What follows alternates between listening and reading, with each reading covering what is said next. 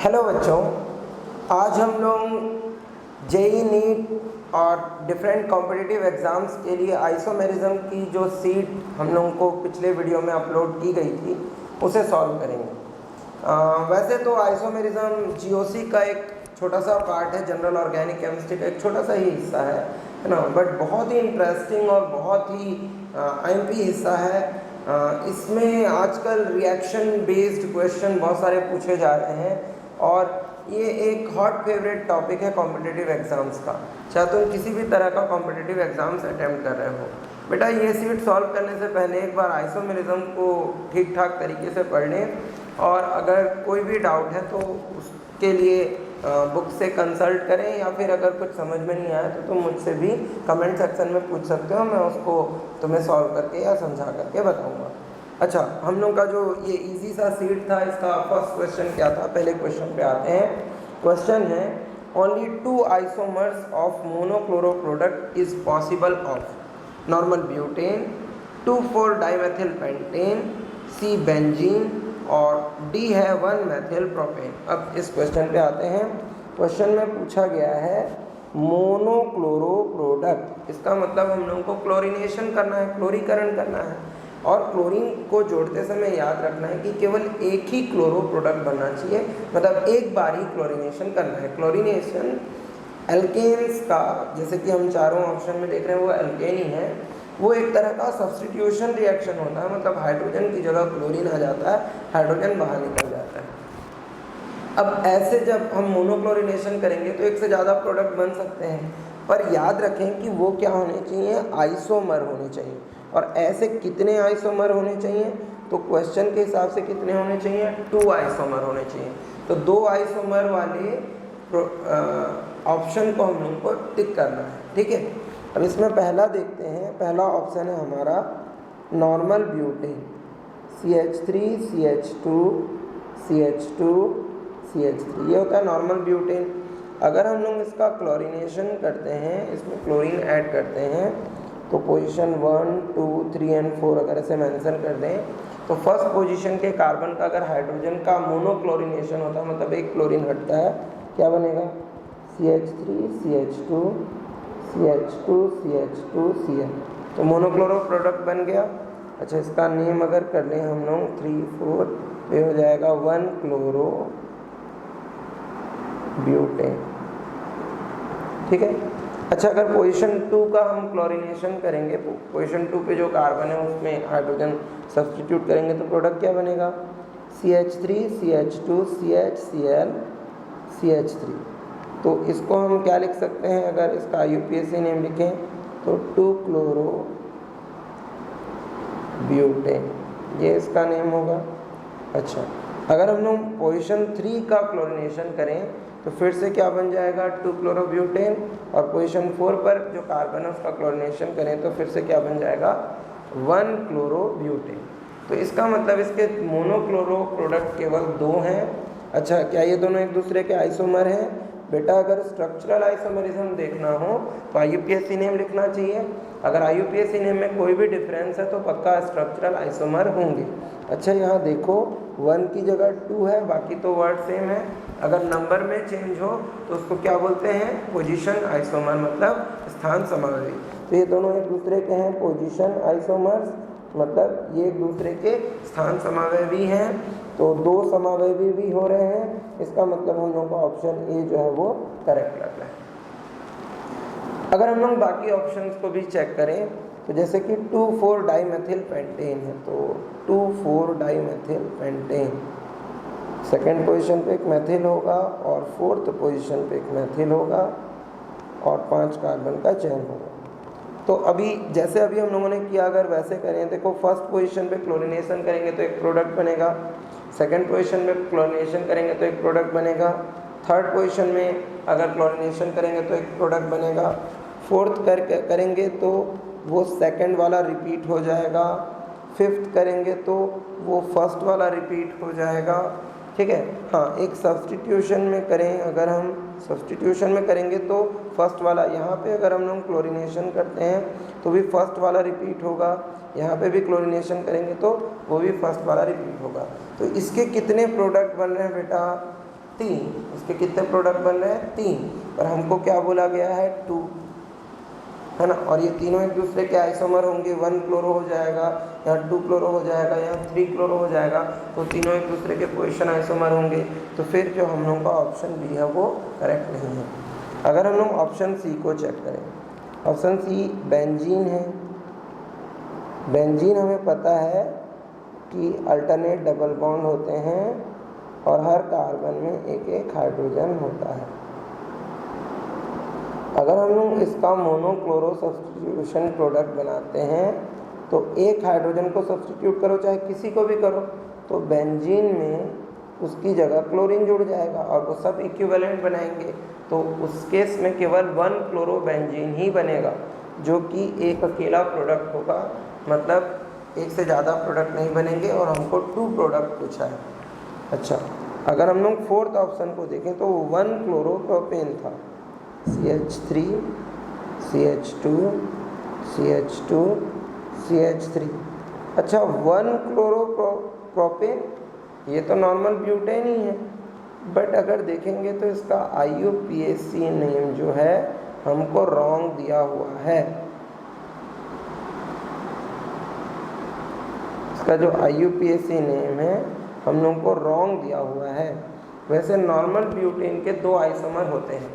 तो अगर तुम कोई एक ऐसा एग्ज़ाम अटेम्प्ट कर रहे हो जिसमें मल्टीपल आंसर सही हैं, तो उस केस में ए और डी दोनों सही होंगे, है ना। बट क्योंकि इसका IUPAC नेम गलत दिया हुआ है, इसीलिए मैं इस ऑप्शन को अभी पिक नहीं कर रहा हूँ। और क्योंकि मैं JEE या नीट की तैयारी भी कर रहा हूँ, तो उसमें केवल सिंगल चॉइस क्वेश्चन होता है, एक ही सही होता है। तो इस केस में हम लोग कौन सा लगाएंगे, ऑप्शन ए। तो इस क्वेश्चन का ऑप्शन ए होगा राइट। वैसे अगर 1 मेथिल प्रोपेन को हम लोग स्ट्रक्चर बनाएं तो वो नॉर्मल ब्यूटेन ही निकलेगा। तो इस तरह से देखेंगे तो फर्स्ट ऑप्शन और लास्ट ऑप्शन जो है वो सेम है। फर्स्ट और लास्ट ऑप्शन क्या है, एग्जैक्टली सेम है। तो अगर मल्टीपल चॉइस होगा तो ए और डी हम लोग सेलेक्ट कर सकते हैं। बट हम देख रहे हैं कि 1 मेथिल प्रोपेन जो है वो एक रॉन्ग नेम है कोई भी कंपाउंड का। तो क्योंकि रॉन्ग नेम है और सिंगल चॉइस क्वेश्चन आंसर हम लोग सॉल्व कर रहे हैं, तो उस केस में हमारा ऑप्शन ए जो होगा वो करेक्ट आंसर होगा। अब बेटा हम नेक्स्ट क्वेश्चन पे आते हैं। बड़ा इंटरेस्टिंग क्वेश्चन है। क्वेश्चन है the isomer of diethyl ether is.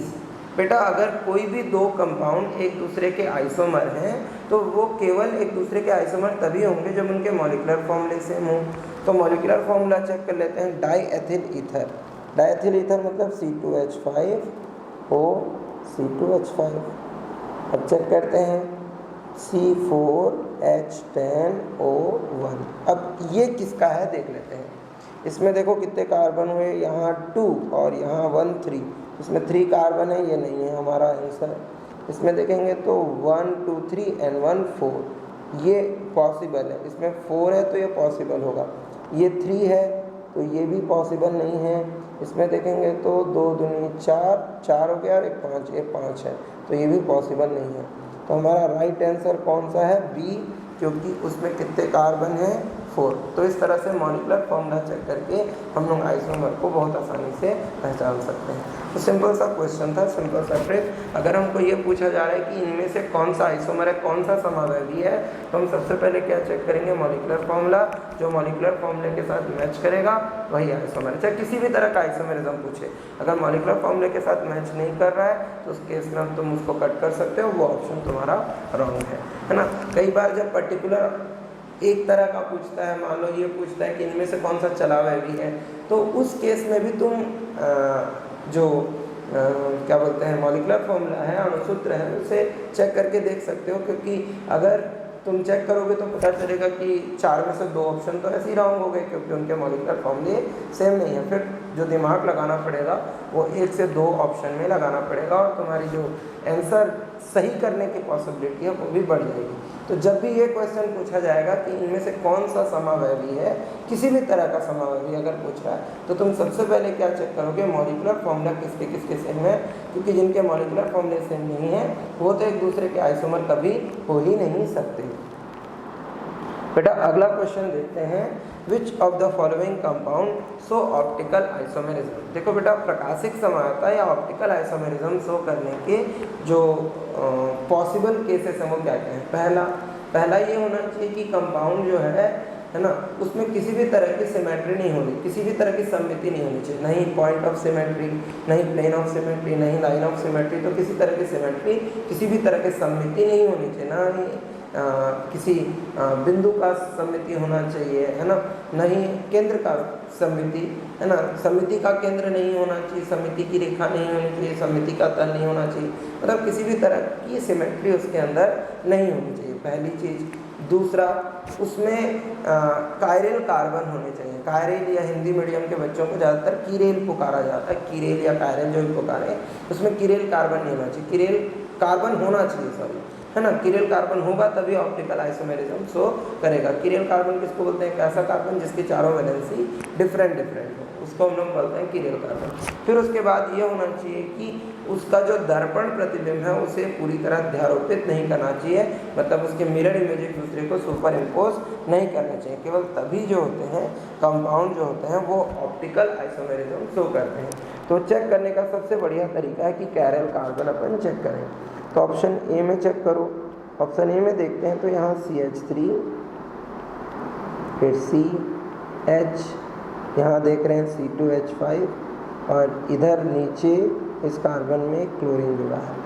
अगर चेक करोगे तो ये कार्बन जो है वो एसिमेट्रिक है, इसके चारों ऑप्शन अलग अलग हैं, ये चारों वैलेंसीज अलग अलग हैं, इसका मतलब ये पक्का ऑप्टिकल आइसोमेरिज्म शो करेगा। सिंगल चॉइस क्वेश्चन में बाकी चेक करने की ज़रूरत नहीं है अगर फर्स्ट ऑप्शन सही आ जा रहा है, पर हम लोग अभी चेक कर लेते हैं। जैसे कि इस वाले कार्बन में देखेंगे तो ये वाला जो कार्बन है इसके इस तरफ C2H5, इस तरफ भी C2H5, दो ऑप्शन सेम हो गए। इसको ऐसे लिख सकते हो, इधर ऊपर है H, नीचे है Cl, इधर भी है C2H5, इधर भी है C2H5, तो इसमें सेम है तो ये ऑप्टिकल आइसोमेरिज्म शो नहीं करेगा, तो बी नहीं करेगा। सी चेक करो, यहाँ अगर देखेंगे तो इस कार्बन में 3 हाइड्रोजन लगे हैं, इसमें 2 हाइड्रोजन लगे हैं, इसमें 2 हाइड्रोजन लगे, इसमें भी 2 हाइड्रोजन लगे हैं, तो दो सेम हैं, तो फिर तो ये ऑप्टिकल आइसोमेरिज्म शो नहीं करेगा।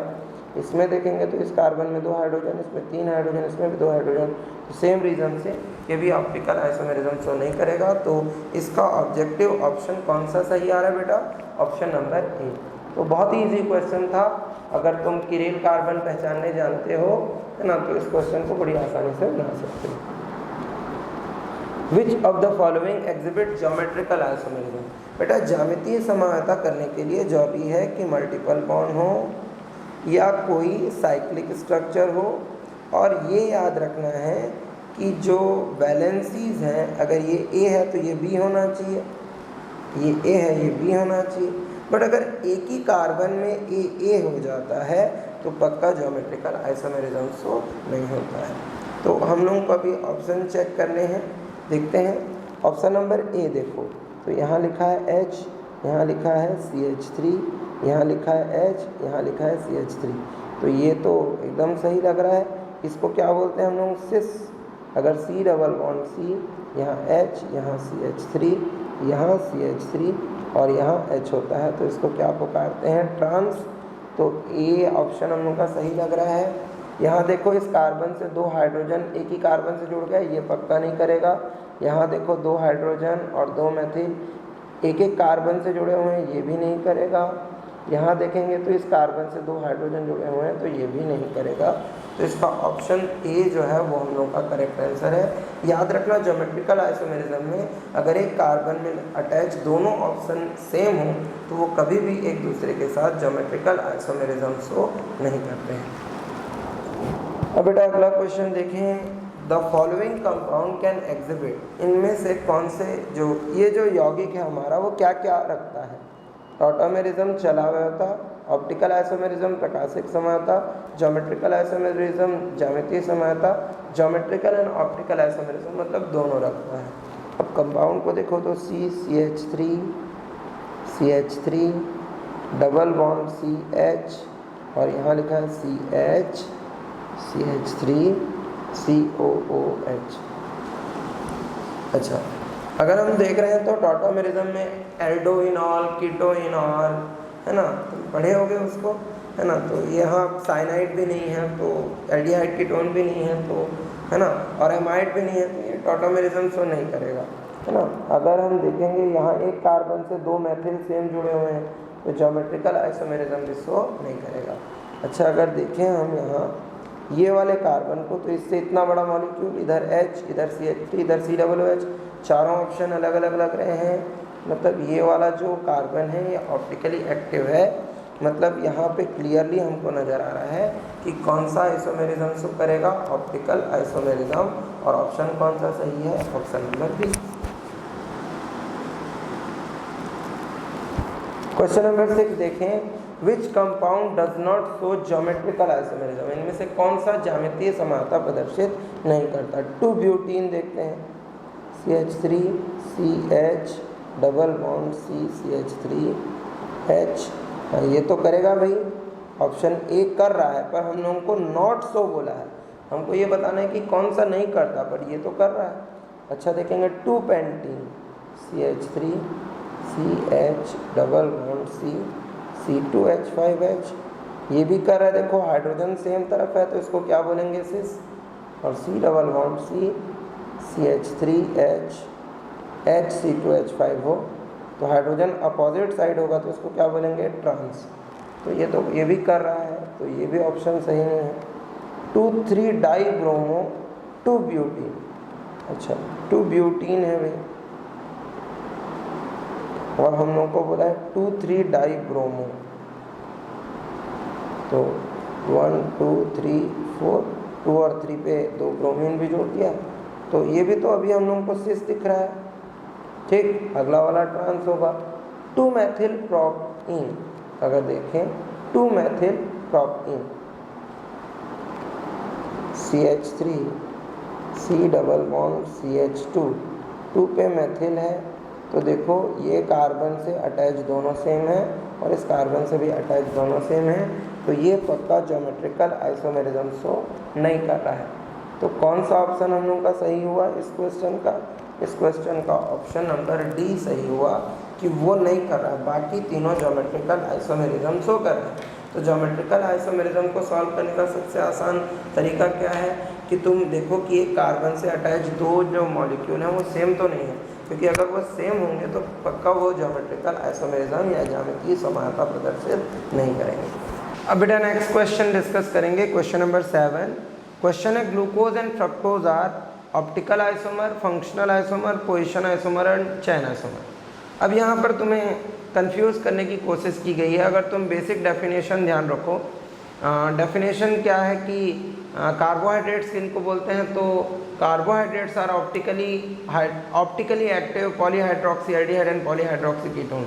तो उसमें ऑप्टिकली एक्टिव टर्म याद कर तुम बोल सकते हो कि ऑप्टिकल आइसोमर्स है, बट याद रखें कि हमें स्पेसिफिकली पूछा है कि ग्लूकोज और फ्रक्टोज। अभी अगर ग्लूकोज का स्ट्रक्चर देखें, क्या होता है ग्लूकोज का स्ट्रक्चर, CHO एल्डोज होता है, वो COH right, left, right and right. ये OH के पोजीशंस हैं, लास्ट में एक CH2H होता है, हर जगह एक H ले लेते हैं।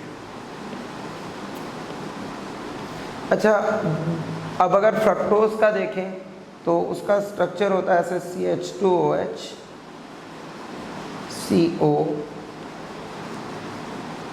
Left right right, OH right right,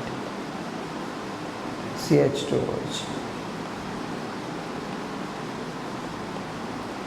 अब अगर हम लोग यहाँ देखें तो जो सबसे इम्पॉर्टेंट चीज़ नज़र आ रही है वो है कि यहाँ एल्डिहाइड है और यहाँ कीटोन है। इन दोनों के मॉलिक्यूलर फॉर्मूले हैं C6H12O6, compound having same molecular formula but different functional group.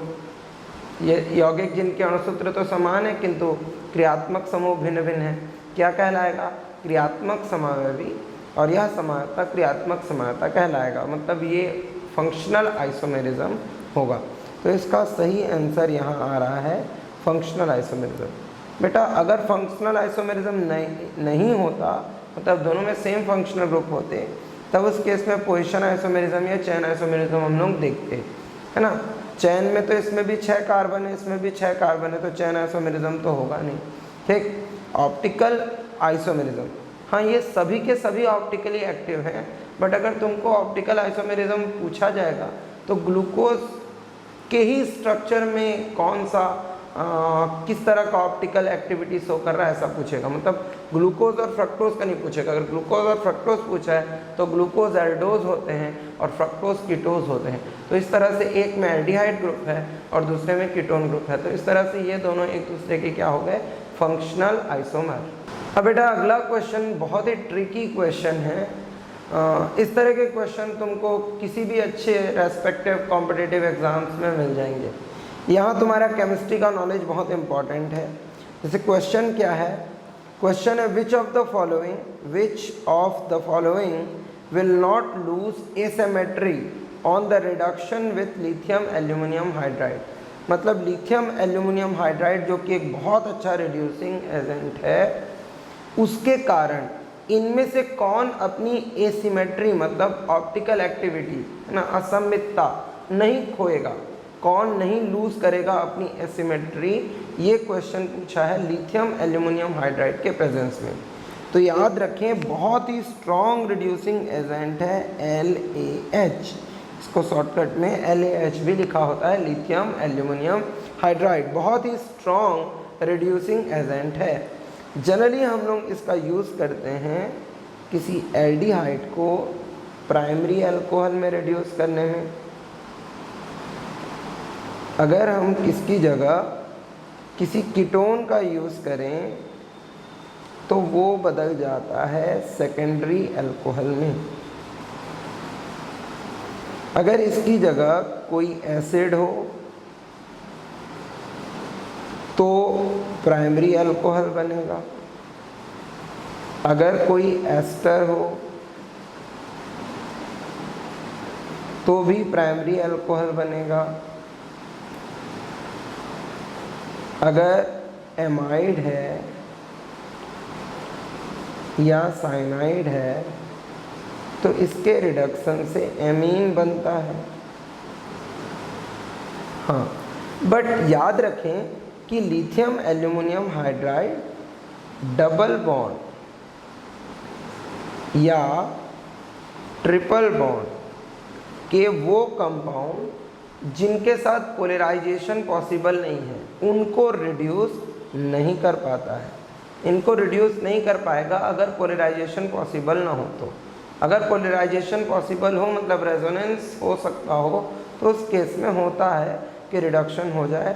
But ये वाला जो क्वेश्चन है वो इसी लॉजिक पर बेस्ड है कि कौन रिड्यूस होगा और कौन नहीं।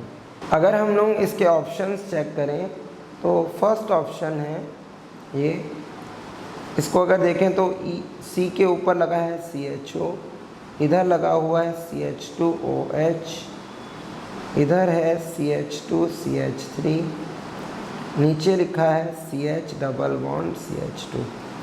तो ये जो है डबल बॉन्ड इसको तो लिथियम एल्यूमिनियम हाइड्राइड रिड्यूस नहीं कर पाएगा, बट अगर हम लोग ऊपर CHO देखें तो इसको रिड्यूस कर देगा, और रिड्यूस करेगा तो क्या बन जाएगा इसकी जगह CH2OH एक प्राइमरी अल्कोहल। जैसे ही बना हम देख पा रहे हैं कि ये और ये सेम हो गए और ये कार्बन अपनी किरैलिटी खो देता है और इस तरह से ये एक किरेल हो जाएगा और किरैलिटी इसके अंदर नहीं होगी। अब इसी तरह से अगर हम लोग ऑप्शन नंबर B जो है वो सेकंड ऑप्शन को चेक करें तो वहाँ देख रहे हैं हम लोग C, ऊपर क्या लिखा है CH3, लेफ्ट में राइट में क्या है CHO, नीचे क्या है CH2 CH3, इधर देख रहे हैं तो O के साथ हम देख रहे हैं CH डबल बॉन्ड क्या है CH2। अब देखेंगे तो ये जो CHO है ये रिडक्शन में रिड्यूस हो जाएगा और किस में कन्वर्ट हो जाएगा CH2OH में, प्राइमरी अल्कोहल में कन्वर्ट हो गया। अच्छा, पर इस वाले डबल बॉन्ड को अगर हम देखेंगे तो ये जो है वो पोलराइज डबल बॉन्ड नहीं है, तो इसका मतलब ये जो डबल बॉन्ड है ये रिड्यूस नहीं होगा। अगर ये रिड्यूस नहीं हो रहा है तो ऐसे ही रह जाएगा। अब देखेंगे तो क्या कार्बन किरैलिटी खोया? नहीं, ऊपर CH3, इधर CH2OH, इधर देखेंगे तो इथाइल है, इधर अलग मॉलिक्यूल है, चारों मॉलिक्यूल अलग अलग हैं। तो ये आफ्टर रिडक्शन भी अपनी किरैलिटी नहीं खोएगा, मतलब इसमें ऑप्टिकल एक्टिविटी बच जाएगी। तो इसका मतलब यही हमारा राइट आंसर है। अब अगले दो ऑप्शंस भी अगर हम चेक कर लें तो यहाँ तुम देख रहे हो C, ऊपर इधर CH2OH है, इधर COOH है। COOH भी रिड्यूस होकर के इसमें कन्वर्ट हो जाएगा CH2OH में, तो इधर भी CH2OH, इधर भी CH2OH, मतलब ये किरैलिटी खो देगा। अगर हम लोग फोर्थ ऑप्शन चेक करें तो यहाँ साइनाइड है, इसके रिडक्शन से बन जाएगा CH2NH2, इधर भी CH2NH2 है, तो इस कार्बन से भी अटैच दोनों रेडिकल सेम हो गए, तो इस तरह से ये भी अपनी किरैलिटी खो देगा। तो ये भी नहीं कर सकेगा, ये भी नहीं कर सकेगा, और हम ए को पहले ही चेक कर चुके हैं, तो इसका सही आंसर होगा क्या? बी। बेटा अब एक बहुत ही इंटरेस्टिंग क्वेश्चन है ऑप्टिकल आइसोमेरिज्म का, द किरैलिटी ऑफ द कंपाउंड। अब इस कंपाउंड को हमको बताना है कि ये R, S, Z या E है। देखो E या Z होता है इंटरजेजिन या जोसामिन। इंटरजेजिन या जोसामिन EZ टाइप ज्योमेट्रिकल आइसोमेरिज्म में होता है। तो पहले तो ये दो ऑप्शन कट गए कि ये Z या E होगा। ये तो इंटरजेजिन या जोसामिन जो है E और Z जो है वो दोनों के दोनों ज्योमेट्रिकल आइसोमेरिज्म में होता है ना, तो वो तो ऑप्टिकल आइसोमेरिज्म में होता नहीं है। अब ये पता करना है कि ये R है या S है, तो उसको पता करने के लिए हम कंपाउंड को एक बार लिखते हैं। C ऊपर है ब्रोमाइड और इधर है CH3। बट ये दोनों एक ही प्लेन में हैं, बट जो सामने का हम Cl देख रहे हैं ये इसके बाहर है, और जो पीछे हम देख रहे हैं यहाँ पर हाइड्रोजन जो है वो पीछे है, पीछे की ओर। अब यहाँ पे जो रूल होता है R और Z पता करने का, उसमें हम लोग क्या करते हैं, सबसे पहले प्रायोरिटी सीक्वेंस देखते हैं, वो एटॉमिक नंबर के हिसाब से होता है। तो ब्रोमीन और क्लोरीन में से ज़्यादा एटॉमिक नंबर किसका होगा? ब्रोमीन का। तो ये हो गया 1, ये हो गया 2। अब कार्बन का एटॉमिक नंबर 6 है, क्लोरीन का 17 है, तो इस हिसाब से कार्बन का उससे भी कम हो गया, इसकी प्रायोरिटी होगी 3। और फोर्थ होगा हाइड्रोजन, क्योंकि उसका एटॉमिक नंबर कितना है? 1, है ना। परमाणु क्रमांक के हिसाब से हम लोगों को सीक्वेंस में लेना है। ब्रोमीन का परमाणु क्रमांक सबसे ज़्यादा, एटॉमिक नंबर सबसे ज़्यादा, फिर उसके बाद क्लोरीन का, फिर कार्बन का, फिर उसके बाद हाइड्रोजन का। अगर दो कार्बन कार्बन हो जाए तो पहले एलिमेंट का अगर सेम है तो सेकेंड एलिमेंट का चेक करते हैं, पहले एलिमेंट से अटैच जो है उसका चेक करते हैं। अब इसके बाद हमको क्या करना है, एक एरो साइन खींचना है जो कहाँ से स्टार्ट होगा? 1 से, और वो 2 को टच करता हुआ 3 तक जाएगा।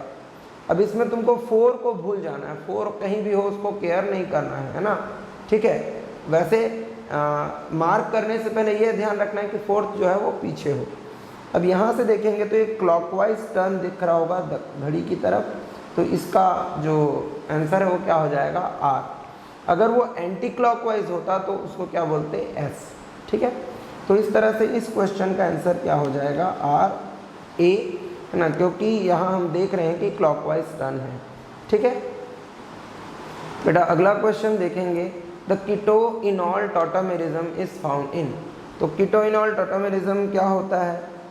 कीटोइनॉल टॉटोमेरिज्म में हम देखते हैं कि कीटोन होगा CH3CO CH3, ये इनॉल में कैसे बदलता है? CH2 double bond COH CH3, ये एक दूसरे में इंटर कन्वर्ट हो पाते हैं, उसको कीटोइनॉल बोलते हैं।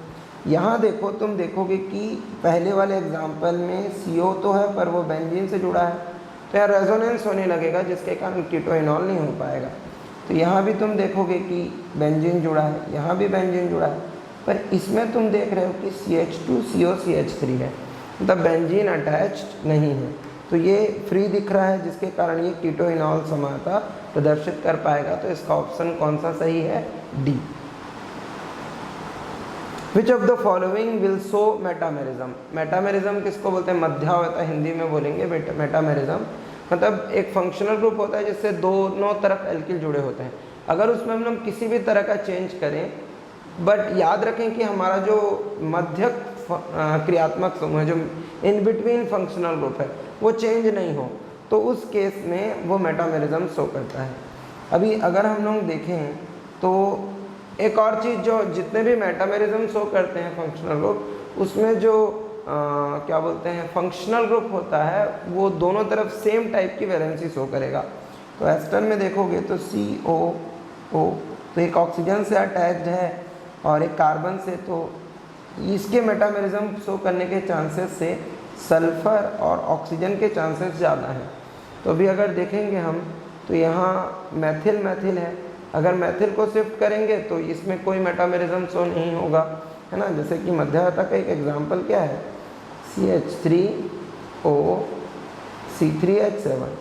अब अगर इसका एक CH2 इधर आ जाए तो हो जाएगा CH3CH2O CH2CH3।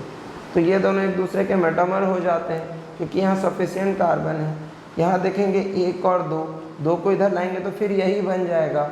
बट अगर तुम ऑप्शन बी को अच्छे से देखो तो तुम्हें दिखाई देगा कि ऑप्शन बी जो है वो राइट आंसर है, क्योंकि यहाँ एथिल है, इसका मेटामर क्या होगा CH3S C3H7। तो ये इसका मेटामर होगा, ये मेटामेरिज्म शो करेगा।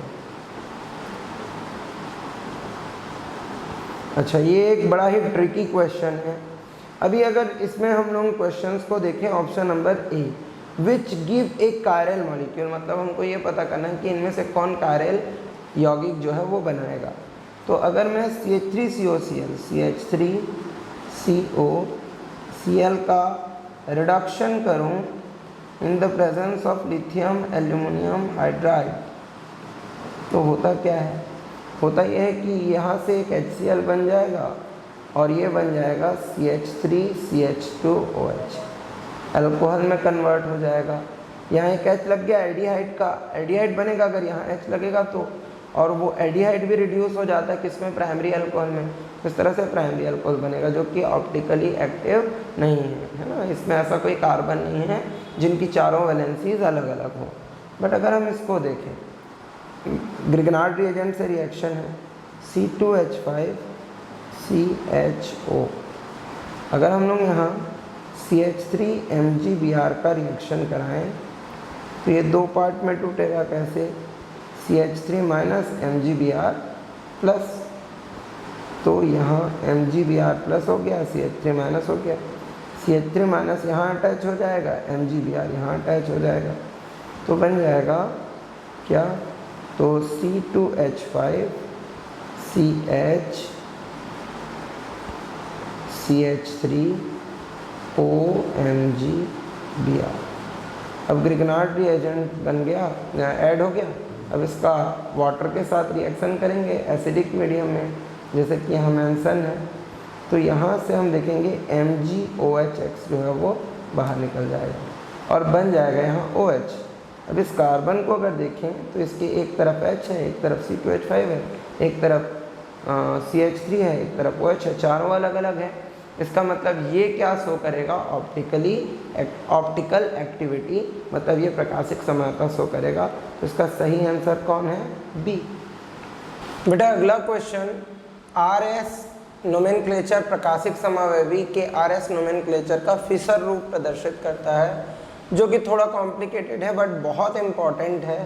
तो क्योंकि ये बहुत इम्पॉर्टेंट क्वेश्चन है एज़ कम्पेयर टू अगर तुम जेई या नीट के लिए सोचो, ये क्वेश्चन काफ़ी हाल फिलहाल के ईयर्स में बहुत बार पूछा गया है। तो ध्यान देंगे कि इसको किस तरह से हम लोग नोमेनक्लेचर करते हैं। बेटा सबसे पहले अगर RS नोमेनक्लेचर का फिशर प्रोजेक्शन देखें तो हम लोग इस तरह से एक प्लस साइन बनाएं तो यहाँ 4 वैलेंसीज आती हैं। ये जो 2 वैलेंसीज हैं जो किसी वर्टिकल लाइन में आती हैं, ये दोनों वैलेंसीज जो हैं वो पीछे की ओर है। मतलब इसको तुम ये मान सकते हो कि ये पॉइंट और ये पॉइंट जो है वो पीछे है, और ये जो 2 पॉइंट हैं, इन 2 पॉइंट को जो वर्टिकल लाइन में है उनको हम लोग ले सकते हैं कि वो आगे हैं। ये दोनों पॉइंट में आगे हैं और ये दोनों पॉइंट जो हैं वो पीछे हैं।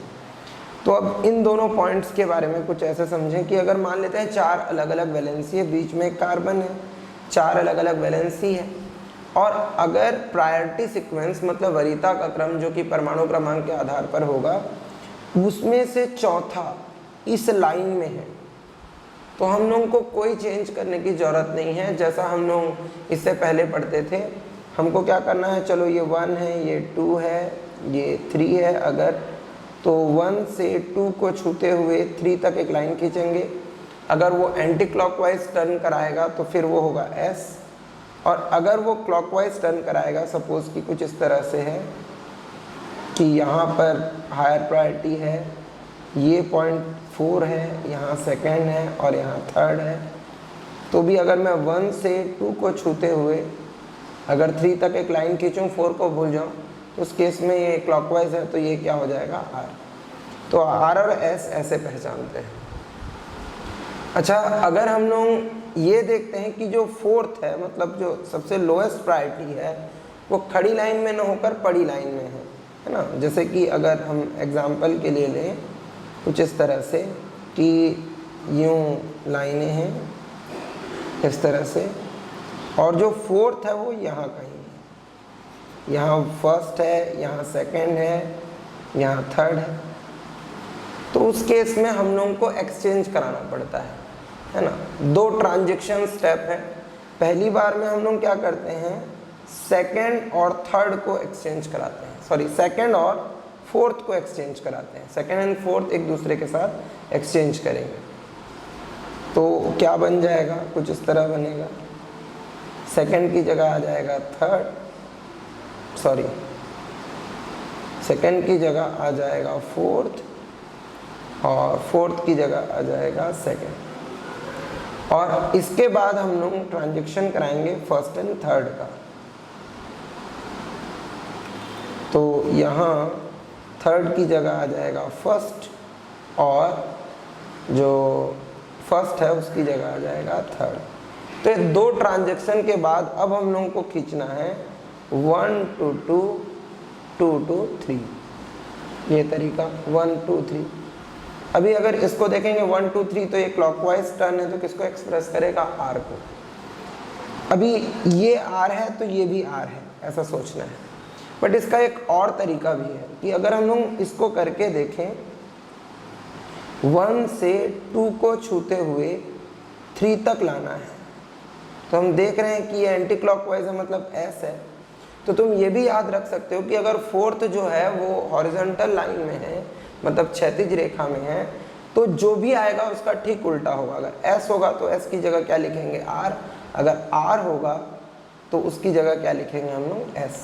तो इस तरह याद रखना है कि अगर वर्टिकल लाइन में फोर्थ है तो जैसा है वैसा ही रहेगा, पर अगर हॉरिजॉन्टल लाइन में फोर्थ है तो जो भी हो उसका बदल जाएगा, मतलब R है तो S हो जाएगा, S है तो R हो जाएगा। अब अगर हम लोग आ जाएं अपने क्वेश्चन पर, कॉन्सेप्ट के बाद बेटा अगर हम लोग पर्टिकुलरली इस क्वेश्चन पर आएँ तो क्वेश्चन क्या है, चेक करो। ये है CH3C, राइट में OH, लेफ्ट में H, नीचे C, लेफ्ट में CH3, राइट में OH और नीचे H। अब अगर हम लोग यहाँ पे इस वाले कार्बन को चेक करें तो इसके राइट में OH है, ऑक्सीजन से जुड़ा है। ऑक्सीजन का एटॉमिक नंबर कितना होता है, 9, है ना। कार्बन का 6, इधर भी कार्बन का 6 और हाइड्रोजन का 1। तो क्लियर कट दिख रहा है कि ये हाईएस्ट प्रायोरिटी का है और ये लोएस्ट प्रायोरिटी का है। अब लड़ाई बच गई ऊपर और नीचे वाले कार्बन में। ऊपर वाला कार्बन 3 हाइड्रोजन से जुड़ा है, तो उसका जो टोटल नंबर होगा वो कितना हो जाएगा, 3 1 + 1 + 1 एटॉमिक नंबर। ये इधर एक ऑक्सीजन, इधर एक हाइड्रोजन और इधर एक कार्बन से जुड़ा है, तो ऑक्सीजन का कितना हुआ 8, कार्बन का 6 और हाइड्रोजन का 1, टोटल मिलाएंगे तो कितना हो जाएगा 15। तो इसका मतलब ये जीत गया, तो इसका सीक्वेंस हो जाएगा सेकंड और इसका सीक्वेंस हो जाएगा क्या, थर्ड। अब फिशर प्रोजेक्शन है, इस तरह दिख रहा है, यहाँ है 1, यहाँ है 2, यहाँ है 4th और यहाँ है 3rd। तो अब हम लोगों को चेक करना है, अगर तो ध्यान रखेंगे कि हॉरिजॉन्टल में 4th नहीं होना चाहिए, उसको ट्रांजैक्शन से चेंज करते हैं, है ना। तो अगर ट्रांजैक्शन से चेंज कर दें, 4th और 2nd को चेंज करते हैं एक दूसरे के साथ एक्सचेंज, और 1st और 3rd को इन्हीं को करना है एक्सचेंज कर दें अगर हम इस तरह से, तो हम देखेंगे कि क्या आएगा, ये यहाँ आ जाएगा फर्स्ट, यहाँ आ जाएगा थर्ड, यहाँ आ जाएगा फोर्थ और इधर आ जाएगा सेकेंड। अब हमें क्या करना है, 1 से 2 को छूते हुए 3 तक एक एरो साइन खींचना है। 1 से स्टार्ट करें, 2 को छूते हुए 3 तक, ऐसे हम देख रहे हैं कि ये एंटी क्लॉकवाइज है, एंटी क्लॉकवाइज है तो क्या होगा, एस, मतलब ये वाला कार्बन हो गया क्या, एस। ठीक है, अब नीचे वाले कार्बन को हम लोगों को चेक करना है कि वो क्या है। तो क्वेश्चन हमारा था कुछ इस तरह से, ऊपर CH3, फिर COH, इधर था CH3, इधर था H सॉरी, फिर नीचे था C, इधर OH, नीचे H और इधर था CH3।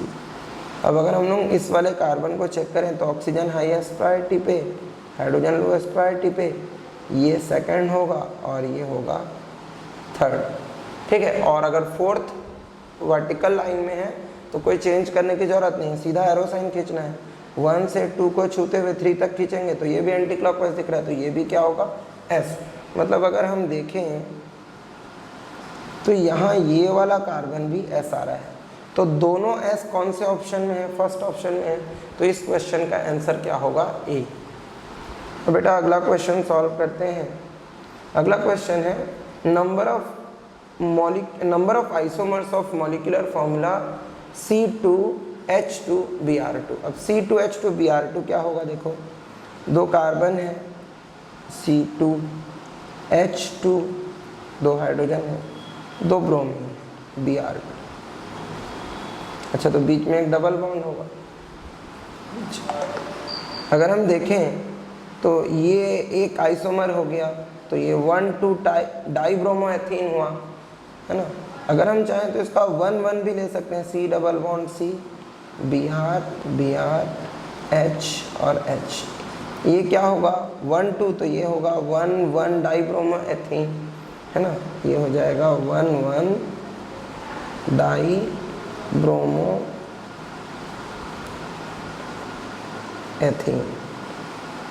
ठीक है, इसका नाम क्या होगा, 1,2 डाइब्रोमोएथीन। ये दोनों एक दूसरे के क्या हैं, पोजीशन आइसोमर, स्थान समावी। अब इसके बाद अगर हम लोग देखें 2 ही कार्बन है तो कोई चैन आइसोमर नहीं हो सकता, मेटामेरिज्म, टॉटोमेरिज्म, इन सब का कोई चांस नहीं है। हाँ, डबल बॉन्ड होने के कारण ये ज्योमेट्रिकल आइसोमेरिज्म शो कर सकता है। इसको हम क्या बोलते हैं, इसको हम बोलते हैं सिस। तो इसका एक ट्रांस आइसोमर पॉसिबल है, वो क्या होगा, CBrH डबल बॉन्ड CHBr। तो यहाँ हम देखेंगे कि ब्रोमीन ठीक अपोजिट साइड पे है, तो ये क्या हो जाएगा, ट्रांस, फिर 1,2 डाइब्रोमोएथीन। तो एक ट्रांस हुआ, एक सिस हुआ और एक ये हुआ, ये तो ज्योमेट्रिकल आइसोमेरिज्म शो नहीं करता। तो टोटल नंबर ऑफ आइसोमर इसके कितने हो गए, 3। तो ऑप्शन सी जो होगा वो इसका राइट आंसर होगा। अब 14 नंबर क्वेश्चन के बाद 15 नंबर क्वेश्चन है, total number of isomer of di substituted benzene.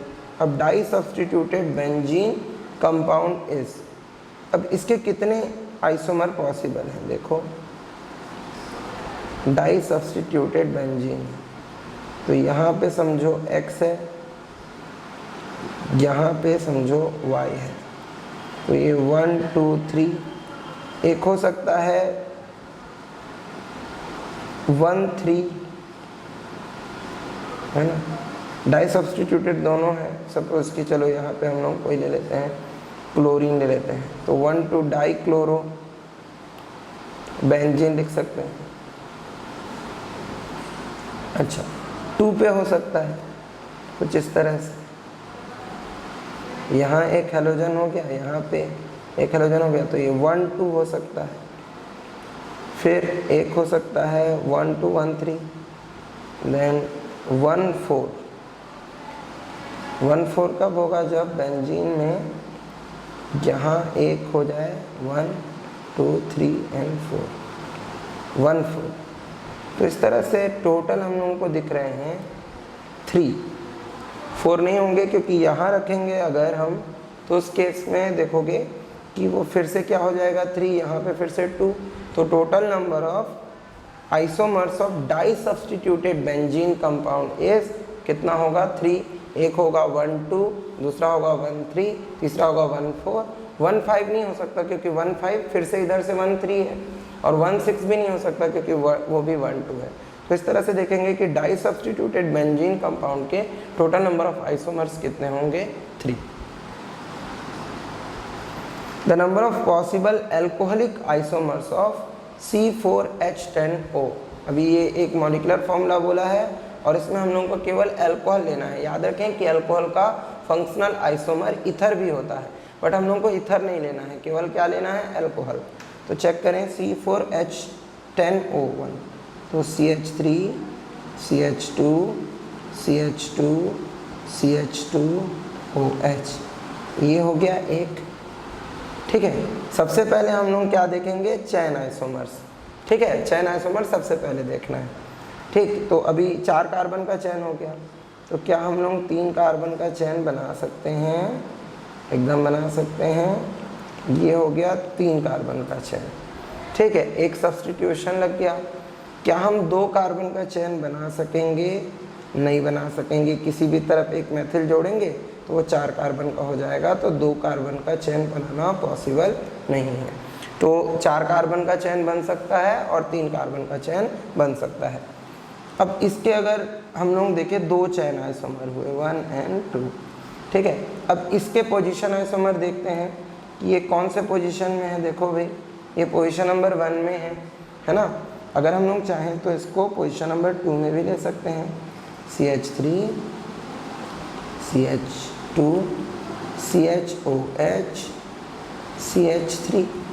ठीक है, तो ये देखेंगे यहाँ पर 1 2 3 4, तो यहाँ देखेंगे 2 पे है OH। अच्छा, क्या हम लोग 3 पे रखेंगे? 3 पे रखेंगे तो दूसरी तरफ से वो फिर से क्या हो जाएगा 2 3। एक तरफ से 3 पे रखेंगे तो दूसरी तरफ से वो क्या पे आ जाएगा 2 पे। तो इसका मतलब ये है कि वो कुछ भी रखो, मतलब बात बराबर ही होगी इसकी, है ना। तो ये एक ही हो जाएगा, तो इसके हो गए 3rd आइसोमर, है ना। अब यहाँ पर अगर हम लोग एक इसका पोजीशन 1 में रखे हैं, क्या हम लोग उसको पोजीशन 2 में रख सकते हैं? चेक करें तो रख सकते हैं। वो हो जाएगा CH3 COH CH3 CH3। ठीक है, तो अभी 4 आइसोमर हो गए। अब देखते हैं क्या और पॉसिबिलिटी है कुछ। हम लोगों ने पोजीशन आइसोमर्स देखे, इसका 2 के बाद 3 पे फिर नहीं रख सकते क्योंकि वो फिर 1 हो जाएगा। एक तो 1 हाइड्रोक्सी होगा और दूसरा 2 हाइड्रोक्सी होगा, है ना। तो 2 हो गए। अच्छा, चैन आइसोमेरिज्म हो गया, है ना। पोजीशन आइसोमेरिज्म, रिंग बन नहीं सकता क्योंकि अनसैचुरेटेड नहीं है। ठीक, अनसैचुरेटेड होकर के बनाते बनेगा क्या? अगर ऑक्सीजन लेकर के यहाँ लेने CH2 CH2 CH2 CH2 CH2 के साथ यूँ, तो तुम देखोगे कि 8 कार्बन हो रहे हैं। तो इसका मतलब इसका कोई भी साइक्लिक आइसोमर पॉसिबल नहीं है ना। 8 हाइड्रोजन हो रहे हैं जबकि होने कितने चाहिए 10, है ना। तो पॉसिबल नहीं है, कोई साइक्लिक चैन रिंग चैन आइसोमेरिज्म नहीं होगा। मेटामेरिज्म को कोई चांस ही नहीं है, टोटामेरिज्म का कोई चांस ही नहीं है ना। अब हम लोग यहाँ देखते हैं क्या इसमें कोई ऑप्टिकल आइसोमेरिज्म हो सकता है या ज्योमेट्रिकल आइसोमेरिज्म हो सकता है। चेक करें तो यहाँ तुमको इस वाले कार्बन में कोई भी कायरल कार्बन नज़र नहीं आ रहा। इसमें भी देखोगे इधर CH3 इधर CH3, ये भी कायरल नहीं है, ये भी नहीं है। इसमें देखेंगे तो ये भी नहीं है, हाँ पर ये है। तो इसका एक D फॉर्म होगा और एक L फॉर्म होगा, तो वो हो जाएगा नंबर 5th। या तो तुम DL की जगह RS भी लिख सकते हो, इसका एक R फॉर्म होगा एक S फॉर्म होगा। तो टोटल मिलाकर के इसके कितने आइसोमर आ रहे हैं 5। ठीक है, टोटल मिलाकर के इसके कितने आइसोमर आ रहे हैं 5। तो वेरी वेरी इंपॉर्टेंट क्वेश्चन, ऐसे क्वेश्चन एग्जाम में आते हैं बेटा, है ना। तो तुम ध्यान रखना कि the number of possible alcoholic isomer अगर चेक किए, सबसे पहले चैन आइसोमेरिज्म चेक किए, फिर पोजीशन निकाले, फिर बाकी आइसोमेरिज्म देखे, फिर स्टीरियो देखना है, त्रिविम समानता देखना है ना। तो उसमें ज्योमेट्रिकल तो हो नहीं सकता, वो डबल बॉन्ड में होता है। ऑप्टिकल देखना है कि कायरल कार्बन है कि नहीं, अगर होगा तो एक R होगा एक S होगा, तो उससे एक बढ़ जाएगा। ठीक है, तो इसके टोटल नंबर ऑफ आइसोमर्स कितने हो गए 5। बेटा अब ये बहुत ही ट्रिकी क्वेश्चन है, हमको क्वेश्चन है C7H9N has how many isomeric form that contains A benzene ring. मतलब हम लोगों को इस मॉलिक्यूलर फॉर्मूले के साथ डिस्कस करना है और वो बेंजीन रिंग रखना ज़रूरी है ना। तो अगर हम यहाँ बेंजीन रिंग बना लें, ये क्या होता है, ये होता है C6H5, तो यहाँ C और एक N है और 4 हाइड्रोजन बच गए, तो CH2NH2 लिख सकते हैं एक, ठीक है। एक तो ये हो गया CH2NH2। अच्छा, अब यहाँ पे एक और अपन बनाएं, तो अगर मैं NH को बीच में रख दूँ तो यहाँ CH3 हो जाएगा और यहाँ बेंजीन रिंग हो जाएगा। तो ये दूसरा हो गया 1 और 2, ठीक है। एक और हो सकता है, यहाँ तुम ऐसे बेंजीन रिंग बना लो, यहाँ CH3 और यहाँ NH2 लिख लो, तो ये 1 2 हो गए, ठीक है। अब ये 1 2 है तो 1 2 है तो 1 3 भी होगा और 1 है ना 1 3 भी होगा। ऐसे यहाँ हम देख रहे हैं NH2 एक, यहाँ पे अगर CH3 हो जाए तो ये 1 3 हो गया। अगला हो सकता है यहाँ NH2 है तो यहाँ एक CH3 आ गया, तो ये 1 2 3 और 4 हो गया। तो ये 1 4, ये 1 3 और ये 1 2, ठीक है। ये तीन एक दूसरे के पोजीशन आइसोमर हैं, स्थान समावयवी हैं, और ये तो एक दूसरे के फंक्शनल आइसोमर दिख रहे हैं। ये 2 डिग्री है, ये 1 डिग्री अमाइन है, ये 2 डिग्री अमाइन है, और कोई पॉसिबिलिटी तो नहीं लग रहा है। तो 3 + 1 4 + 1 5, उसके नंबर ऑफ आइसोमर्स कितने होंगे 5। तो इसका राइट आंसर क्या है 5। बेटा अगला क्वेश्चन बड़ा ही ट्रिकी है। क्वेश्चन पूछा है ग्लूकोज हैज़ ऑप्टिकल आइसोमर्स, मतलब ग्लूकोज के प्रकाशिक समावयवों की संख्या निकालनी है। अच्छा, पहले तो ग्लूकोज का स्ट्रक्चर चाहिए होगा हम लोगों को। ग्लूकोज क्या होता है, CHOC, राइट लेफ्ट राइट और राइट, नीचे में लगता है CH2OH। अब बाकी जगहों पर हम लोग हाइड्रोजन से इसको भर देते हैं कुछ इस तरह से। अब अगर हम लोगों को यहाँ पे total number of optical isomer निकालना है तो सबसे पहले ये देखना पड़ता है कि क्या इस यौगिक को 2 बराबर भागों में विभाजित करना संभव है। क्योंकि अगर संभव हो तो उस केस में नंबर ऑफ आइसोमर्स होते हैं 2 to the power n, जहाँ n ऑप्टिकल एक्टिव कार्बन की संख्या या किरिल कार्बन की संख्या है। पर अगर 2 भागों में विभाजित हो पाता है तो उस केस में 2 to the power n - 1 नहीं होता है तो 2 to the power n, और विभाजित हो जाता है तो 2 to the power n - 1 होता है। तो अभी पहले तो ये चेक कर लेते हैं कि कितने ऑप्टिकली एक्टिव कार्बन है। ये नहीं है, पर ये है एक ऑप्टिकली एक्टिव कार्बन, ये 2, ये 3 और ये 4, और बराबर विभाजित करना संभव नहीं है क्योंकि इधर CHO इधर CH2OH है, तो नहीं होगा। तो नंबर ऑफ आइसोमर्स यहाँ कितने होंगे, n 2 to the power capital N = 2 to the power n, और n = 2 to the power number of optical isomer कितने हैं 4, तो कितना हो जाएगा 2 दूनी 4 दूनी 8 दूनी 16, मतलब ये हो जाएंगे 16। तो इसका राइट आंसर क्या होगा 16। अब बेटा पिछले क्वेश्चन की तरह अगला क्वेश्चन है ज्योमेट्रिकल आइसोमर्स ढूंढना। यहाँ भी ऑलमोस्ट ट्रिक सेम ही है। अभी यहाँ पे हम लोगों को क्वेश्चन दिया है the number of geometrical isomers in the case of compound with structure provided, है ना। CH3 इधर है, इधर C2H5 है, तो इसको इक्वल पार्ट्स में डिवाइड करना पॉसिबल नहीं है। तो हम लोगों को यहाँ पर S डबल बॉन्ड काउंट कर लेने हैं जो ज्योमेट्रिकल सेंटर है। ये एक है, इधर CH3 इधर H इधर H इधर, ये कंपाउंड पे सिस ट्रांस होगा। तो यहाँ भी तुम देख पा रहे हो, ठीक है, एक ज्योमेट्रिकल सेंटर। तो n = कितना हो गया 2, तो कैपिटल N = क्या होगा 2 to the power 2, मतलब कितना हो जाएगा 4। तो नंबर ऑफ आइसोमर्स यहाँ क्या आएंगे 4, ठीक है। तो ये लॉजिक वैसा ही है ना। ज्योमेट्रिकल आइसोमर्स को अगर काउंट करेंगे तो यहाँ कितना आएगा 4, अगर ऑप्टिकल आइसोमर भी काउंट करेंगे, इसमें तो ऑप्टिकल आइसोमरिज्म नहीं होगा। अब अगर ये 4 तुम समझना चाहोगी क्या है, तो देखो सिस एक होगा, सिस ट्रांस दूसरा होगा, ट्रांस सिस तीसरा होगा, ट्रांस ट्रांस चौथा होगा। तो 2 डबल बॉन्ड है, तो यहाँ 4 ज्योमेट्रिकल आइसोमेरिज्म हो सकते हैं। एक सिस सिस, दूसरा सिस ट्रांस, अगला ट्रांस सिस, फिर अगला ट्रांस ट्रांस, है ना। बेटा लास्ट क्वेश्चन बहुत ही आसान क्वेश्चन है। क्वेश्चन क्या है? Which is not found in alkenes. तो इनमें से क्या एल्कीन में नहीं पाया जाता? चेन आइसोमेरिज्म पाया जाता है एल्कीन्स में, ज्योमेट्रिकल आइसोमेरिज्म सिस ट्रांस या फैक्टमर या ईजेड मिलता है, ठीक है। मेटामेरिज्म नहीं मिलता है, मतलब यही राइट आंसर है। पोजीशन आइसोमेरिज्म भी मिलता है, तो इसका राइट आंसर क्या होगा? मेटामेरिज्म, है ना। इस तरह बेटा हम लोगों ने इस चैप्टर को ठीक ठाक पढ़ने की कोशिश की, इसके कुछ क्वेश्चंस बनाने की कोशिश की। अगर तुम लोगों को किसी क्वेश्चन में कोई प्रॉब्लम आया हो, कुछ नहीं समझ में आया हो, तो तुम मुझसे पूछ सकते हो, या तो कमेंट सेक्शन में जाओ या मेरे व्हाट्सएप नंबर पे तुम पर्टिकुलर क्वेश्चन मैसेज कर सकते हो, जिसको मैं तुम लोगों को सॉल्व करके बता दूंगा। Thank you.